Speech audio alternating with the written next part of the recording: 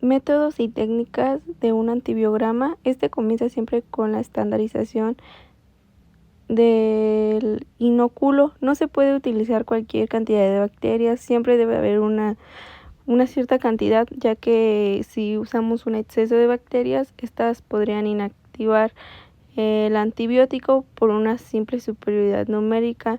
Este es el efecto inóculo, mientras que muy pocas podrían dar un falso resultado de sensibilidad.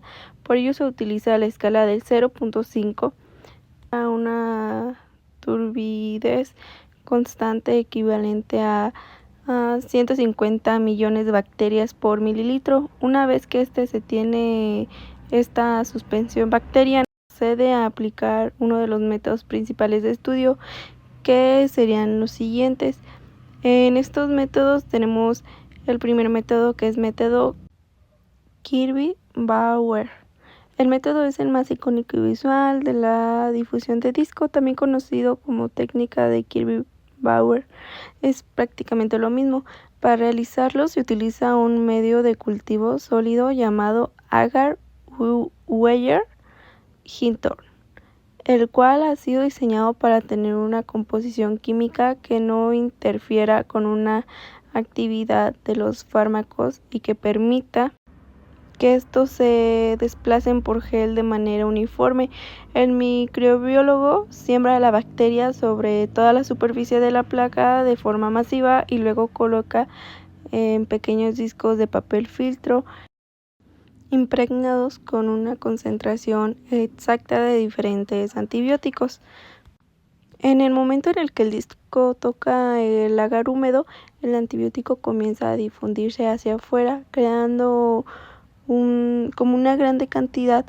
La concentración es máxima cerca del disco y va disminuyendo conforme se aleja. Si la bacteria es sensible, deja de crecer en el área en el cual fue concentrada por el fármaco, sea superior a su capacidad de resistencia, formando un círculo transparente llamado halo de inhibición.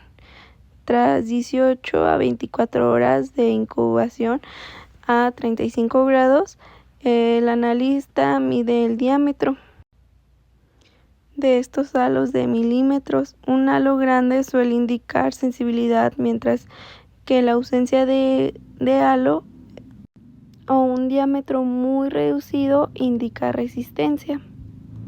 Como segundo método tenemos el método de microdilución. Por este lado, cuando se requiere una precisión matemática absoluta, se recurre a los métodos de dilución. Cuando los microdilución en caldo en el estándar de oro actual, a diferencia del disco, este método se realiza en placas de plástico con 96 pocillos diminutos.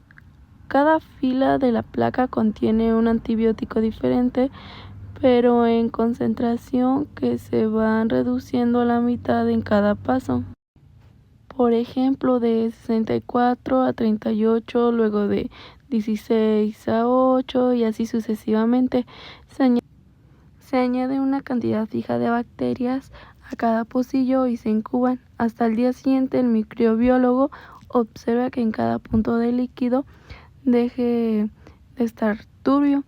El primer pocillo, que permanece transparente, marca concentración.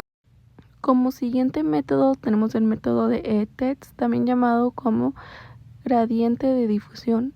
Esta utiliza tiras plásticas delgadas que se colocan sobre el agar, similar al método de los discos. Sin embargo, la tira no tiene una sola dosis, sino que contiene una gradiente predefinido y continuo de antibiótico a lo largo de toda su extensión.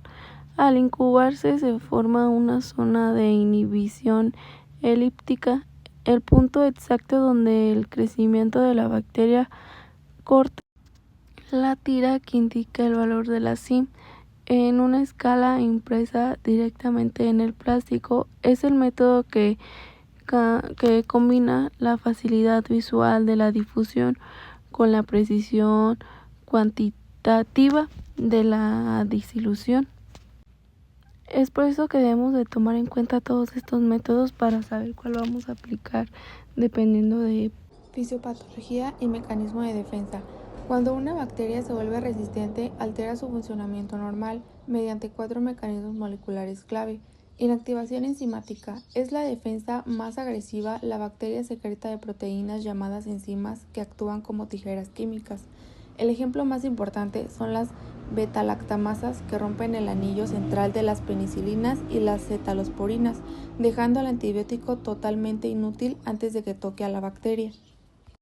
Modificación del sitio blanco. Los antibióticos funcionan uniéndose a una proteína o parte específica de la bacteria como una cerradura.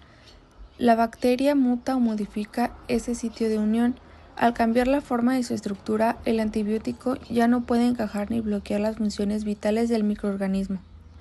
Bloqueo en la entrada y permeabilidad. En bacterias gram negativas, el fármaco entra por canales llamados porinas. Como mecanismos de defensa, la bacteria reduce el número de estos canales o los estrecha tanto que el antibiótico no logra cruzar la membrana externa para llegar a su objetivo. Bombas de expulsión. Eflujo. La bacteria desarrolla proteínas de transporte que funcionan como bombas achique. En cuanto el antibiótico logra entrar al citoplasma, estas bombas lo detectan y lo expulsan activamente hacia el exterior antes de que pueda causar daño. Esto mantiene la concentración del fármaco por debajo de la dosis necesaria para matarla. Interpretación clínica. A veces llamada lectura interpretada, es el paso más crítico del antibiograma. No se trata solo de leer lo que dice una máquina o medir un halo, sino traducir los datos biológicos a una decisión médica segura para el paciente. El arte de la interpretación clínica. La interpretación comienza entendiendo que un resultado in vitro no siempre garantiza el éxito de un in vivo. El microbiológico y el médico deben analizar el fenotipo de resistencia, lo que significa que si una bacteria muestra resistencia a un antibiótico base, se debe asumir que es resistente a todos los de su misma familia, aunque la prueba de laboratorio indique lo contrario. Por ejemplo, si un Staphylococcus aureus es resistente a la oxacilina, se reporta automáticamente como resistente a todos los beta-lactámicos, incluyendo las cefalosporinas, aunque el mecanismo de resistencia afecta a toda la familia de fármacos. Un pilar fundamental en la interpretación farmacocinética y farmacodinamia. Esto se refiere a cómo el antibiótico se mueve por el cuerpo.